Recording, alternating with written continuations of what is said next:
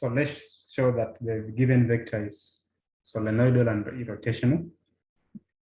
So the first thing we have to understand the interpretation of these two terms, solenoidal and irrotational. And a vector V is said to be solenoidal if divergence of V is 0, while a vector V is said to be irrotational if the curl of the vector V is given by a 0 vector. So that's the definition of solenoidal and irrotational. So to check the first part that V is solenoidal, let's get the divergence. And if the value is 0, then that will be a true statement. And then for the second part, we'll have to find the curl of the vector V, and the final answer should be a 0 vector for this statement to be true as given. So case 1, V solenoidal implies that divergence of V should be 0.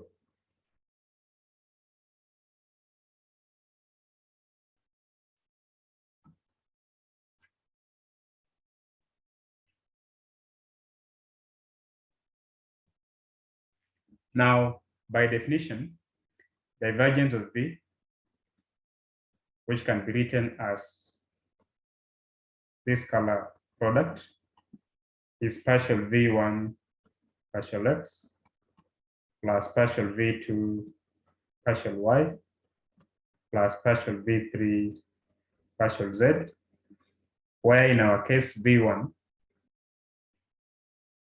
is this component of I, which is Y squared minus Z squared plus 3YZ minus 2X, and then V2 is 3XZ plus 2XY, and V3 is 3XY minus 2XZ plus 2Z.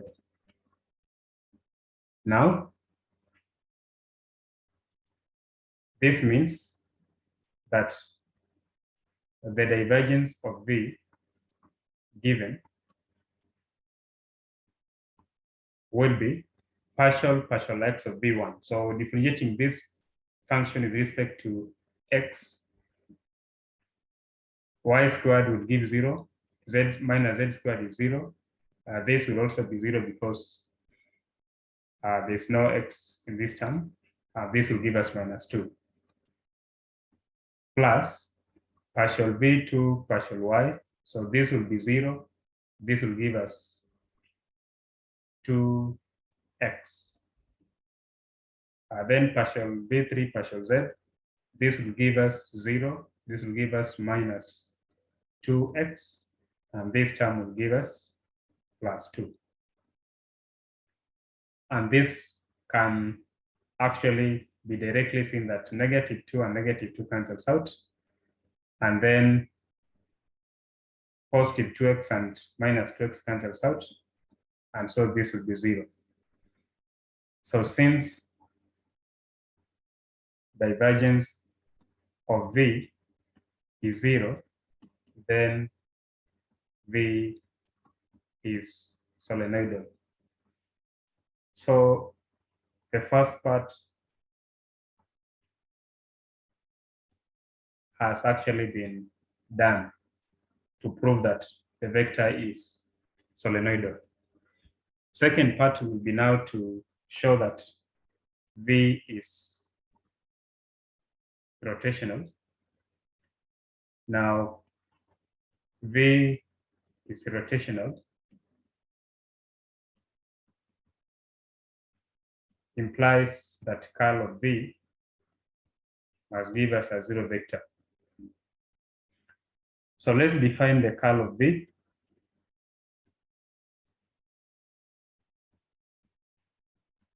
Which is this determinant I, J, and K, partial X partial y, partial z. And then v1, v2, v3, where v1 is given by y squared minus z squared plus 3yz minus 2x. v2 is given by 3xz plus 2xy. v3 is given by 3xy minus 2xz, and then plus 2z from the given vector function. So definition of this determinant is always I vector. So this equals to then partial y, partial z, v2, v3 minus j, partial x, partial z, v1, v3 plus k, partial x, partial y, v1, v2.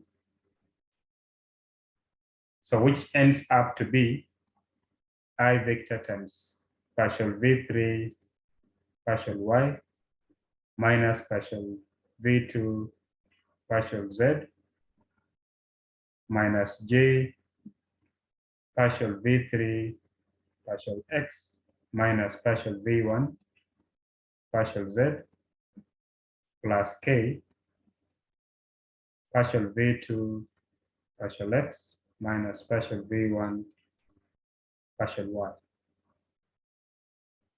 So let's get the values.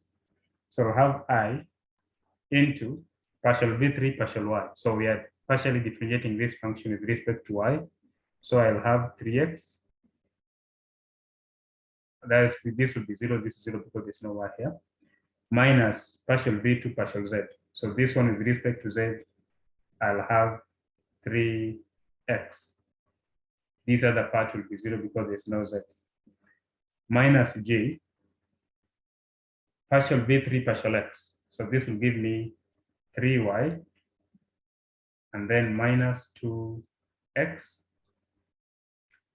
and then minus v1 partial z. So this would be 0, this would be minus partial v1 partial z will have minus 2z, and then this will be plus 3z,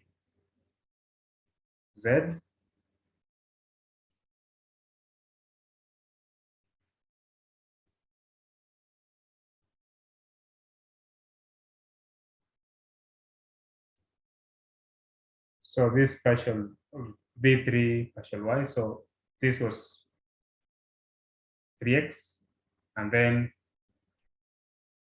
minus partial v2 partial z, this was 3x, so that's okay. And then partial v3 partial x, so this is 3y minus 2x,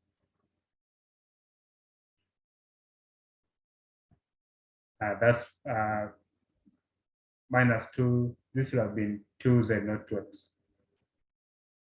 So just a minute, so this one here, because we are differentiating this function here with respect to x, so this first term will be 3y, and then this other part will be minus 2z, and then minus partial v1 partial z. So this will give us minus 2z. This term is 0 because there's no z, and then here will be plus, this will be 3y, This other part will be 0 because there's no z there. Plus k. Now partial v to partial x. So this one, the first term will give us 3z plus 2y, because we are differentiating with respect to x, minus partial v1 partial y. So this will give us 2y. There is no y here, so 0. And then this will give me plus 3z. And then this is 0 because there's no y here. So this is the end of that bracket. So this will be I 0 minus j 0, because opening the brackets here, I'll have 3y minus 2z, minus minus is plus 2z, minus plus is minus 3y. So this and this cancels out, this and this one cancels out. So we get 0 plus k. So this will have 3z plus 2y minus 2y minus 3z. So this and this cancels out, this and this cancels out. So which is the same as 0i plus 0j plus 0k, which is indeed a 0 vector. So since curl of V is given by 0, then V is irrotational.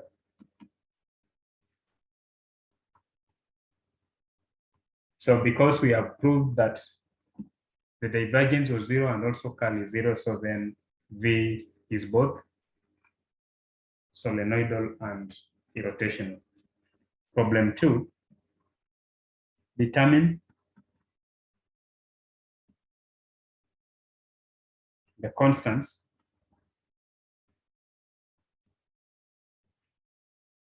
A and B so that the vector V given below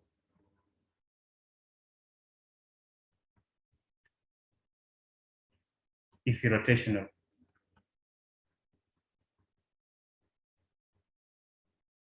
So this is the V vector.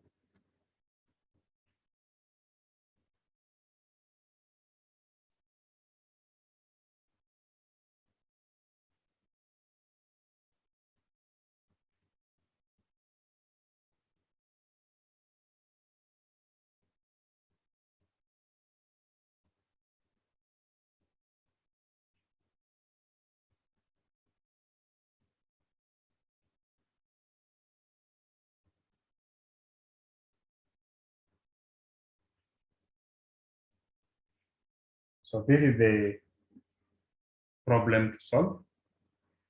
Now, when they say V is irrotational, then it shows that the curl is 0.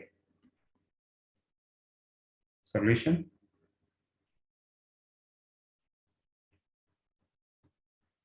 V is irrotational implies curl V is a 0 vector. So let's define the curl of V. Determinant of I, j, k, partial x, partial y, partial z. And then we have V1, V2, V3, where in our case V1 will be given by 2x y plus 3y z. V2 will be given by x squared plus ax z minus 4z squared. V3 is minus 3xy minus byz.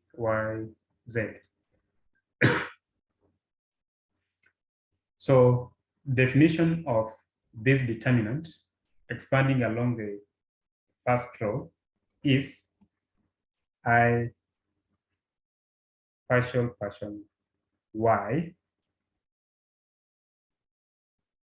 partial z v2 v3 minus j partial x partial z v1 v3 plus k partial x partial y, and then v1 v2, which is the same thing as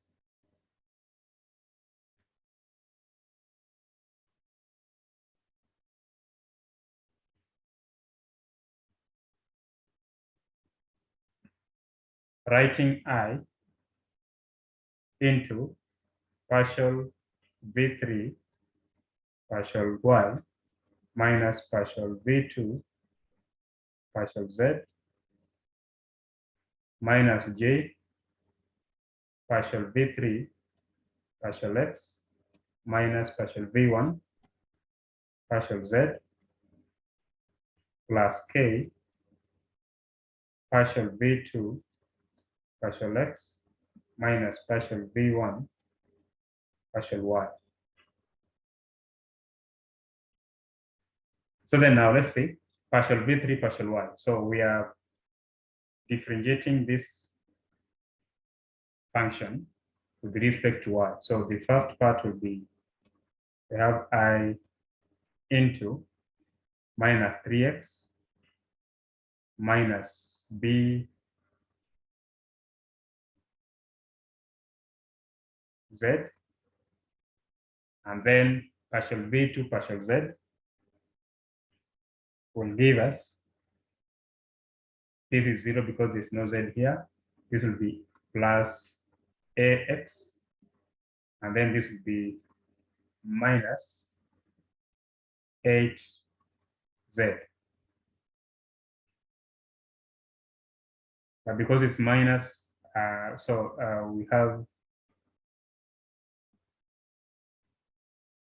are subtracting, so this will have a negative sign, this will have a positive sign.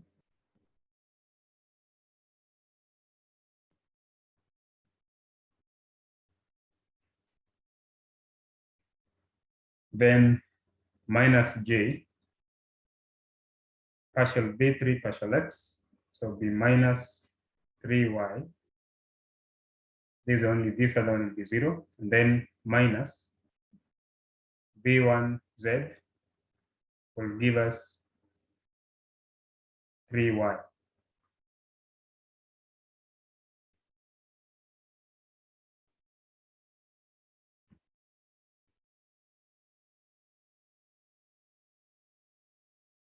And then plus k v2x, so this will be 2x plus az, and then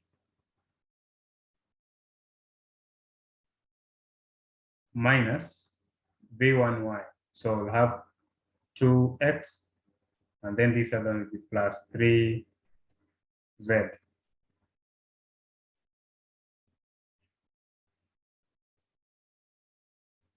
So which will be given by I, or the coefficient of y, so we'll have negative 3x negative ax minus bz plus 8z. I can say plus, this will now be 6yj plus, so these 2x and minus 2x will cancel out, so I'll have just az minus 3z k. Now since, so this actually what is defining the curl of the vector v.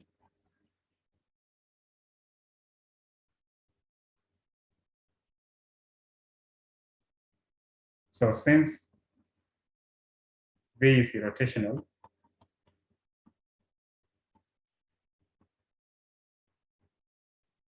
it implies that curl of V is 0 vector, which can be written as 0I plus 0J plus 0K. So this means that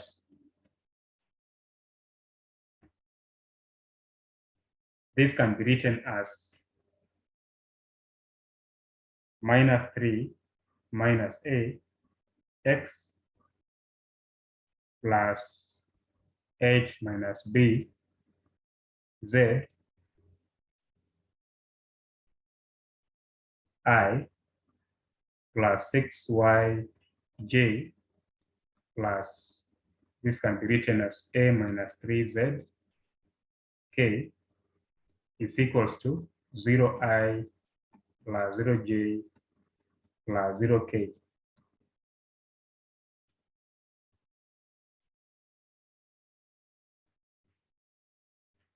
So which means -3 minus 1 minus A x plus H minus B Z must be 0. Also 6y must be 0, and A minus 3z must also be 0. So which means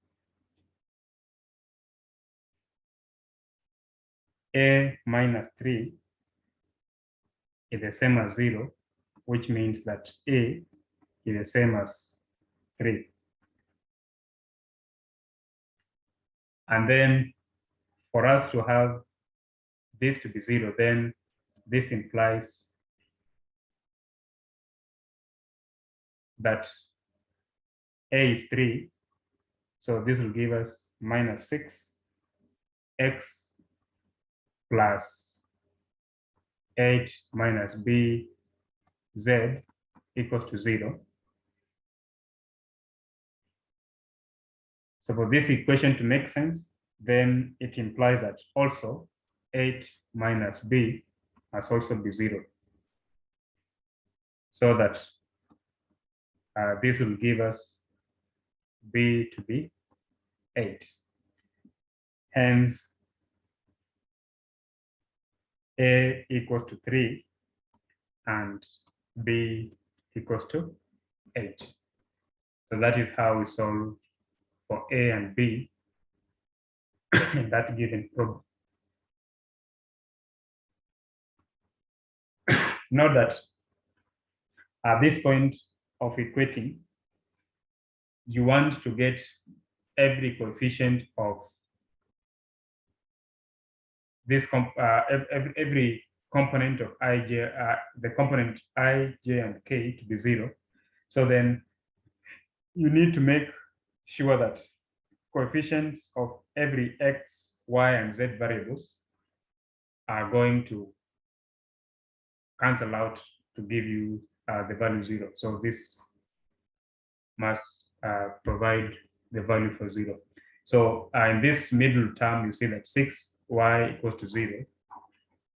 It is actually implying that y is also 0. And once we have a to be 3 and b to be 8, then you'll be assured that all the coefficients of this